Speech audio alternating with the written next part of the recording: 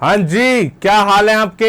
मैं सुमित कुमार एक बार फिर से आपका स्वागत करता हूं अपने इस YouTube चैनल पे। उम्मीद करता हूं कि आप लोग एकदम स्वस्थ हैं और अपनी तैयारी को जोर शोर से स्टार्ट कर चुके हैं। इस बार एनडीए 2022 पार कर देंगे, पार। ठीक है, तो एक क्वेश्चन बहुत आ रहा है, बच्चा पूछ रहा है कि सर मेरी 12th में परसेंटेज कितनी होनी चाहिए। पहली बात कि एनडीए के लिए मैं एलिजिबल हो जाऊं या फिर एक अच्छा स्कोर मैं अटेन कर पाऊं। दूसरा, क्या मेरी 12th की परसेंटेज मेरे एनडीए रिजल्ट पे फर्क डालती है। तो देखो, इस चीज को डिटेल में समझेंगे।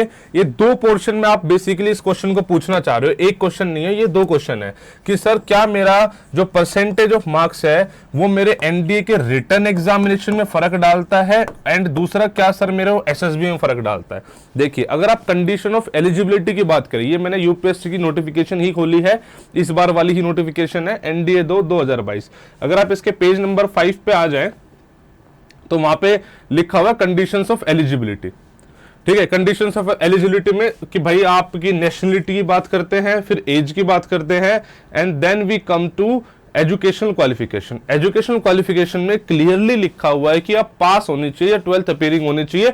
ऑब्वियसली उसमें भी पास होनी चाहिए। बाद में अगर आपका भी 12th का रिजल्ट नहीं आया तो बाद में पास आना चाहिए। दैट मीन्स आपकी कहीं भी रिटर्न में यह बात तो नहीं लिखी हुई है कि आपको इतनी परसेंटेज चाहिए। अगर आप पास है, चाहे आप 40% पे पास है, then also you are eligible. पहली चीज ये होगी, एलिजिबिलिटी में कुछ होनी चाहिए। सर मेरे रिटन एग्जामिनेशन में क्या फर्क डालता है। भाई रिटन एग्जामिनेशन एक ऑब्जेक्टिव पेपर है, उसमें कहीं भी आपकी वो जज नहीं हो रही कि 12th में परसेंटेज कितनी आई है।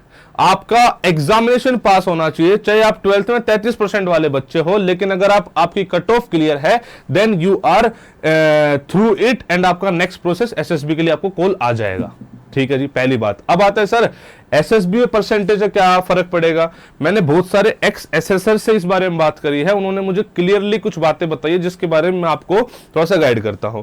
उन्होंने बताया है कि सर जी देखो, वहां पे जब बच्चा एसएसबी तक आ गया है तब हम उसकी वहां पे एजुकेशनल नॉलेज कि भाई उसका एजुकेशन पर्सपेक्टिव से क्या उसका लेवल है, उसको हम चेक नहीं कर रहे हैं। वी आर चेकिंग हिज और हर पर्सनैलिटी। उसके कितने मार्क्स रहे हैं 11th 12th में या जैसे भी, ठीक है, 10th में, हम उसके बेसिस पे जजमेंट नहीं बनाते हैं। बहुत ज्यादा कुछ वेरिएशन है। हम क्वेश्चन जरूर पूछते हैं कि भाई साहब इसमें तो आपको बहुत कम मार्क्स रहे हैं, लेकिन उस पर हमारी जजमेंट नहीं है। बिकॉज अपना मानना यह है कि अगर बच्चा रिटन एग्जामिनेशन पास करके आ रहा है दैट मीन्स कि उसको नॉलेज है। अब हमें वो खत्म हो गया है। अब हमारा नेक्स्ट स्टेप हो जाता है, क्या ये ऑफिसर बनने के लायक है, क्या इसकी पर्सनैलिटी वैसी है।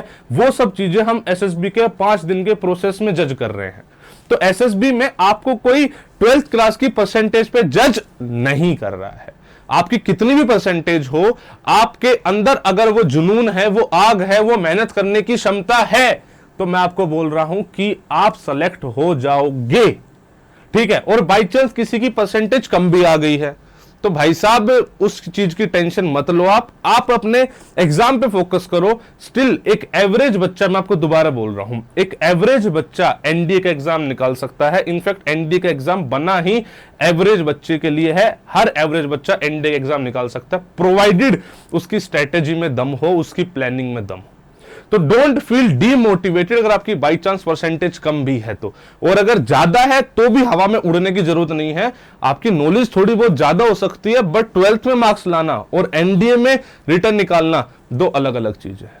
तो ना तो डीमोटिवेट होना है अगर आपके मार्क्स कम है या कम आने की उम्मीद है, ना ही हवा में उड़ना है अगर आपके बहुत ज्यादा आने की उम्मीद है। प्रॉपर फोकस रखना एग्जामिनेशन पे, चीजें निकल जाएंगी। मैं आपके सपोर्ट के लिए खड़ा हूं और बस जो चीजें चल रही हैं वैसे चलती रहेंगी। ज्योग्राफी क्लास आज से स्टार्ट हो जाएंगी रात में। इसके अलावा मैंने एक ऑफलाइन वाली पोल पूछा था, ऑफलाइन का क्रैश कोर्स आ रहा है 2 महीने का। तुम अपने सारे भाई सुमित क्या प्लानिंग ही देखना कि क्या प्लानिंग लेकर आ रहा हूं। एक डिटेल वीडियो उस पर लेकर आऊंगा कि मेरी प्लानिंग क्या है। दिल्ली में होगा वो, और 2 महीने का होगा, बताऊंगा आपको डिटेल। ठीक है, जल्दी रजिस्ट्रेशन उसके लिए भी ओपन करूंगा। बाकी मेरे हिसाब से ये वाली बात एकदम ओपी लेवल है, कोई इसमें घबराने की जरूरत नहीं है। फिर भी कोई अगर आपको डाउट लगता है तो कमेंट सेक्शन में मेंशन करना, मैं आपकी बातों का जवाब दूंगा। ठीक है, चलो फिर मिलते हैं आपसे अपनी बेहतरीन तरीके से तैयारी को जारी रखो। बाय बाय, टेक केयर, जय हिंद, जय भारत।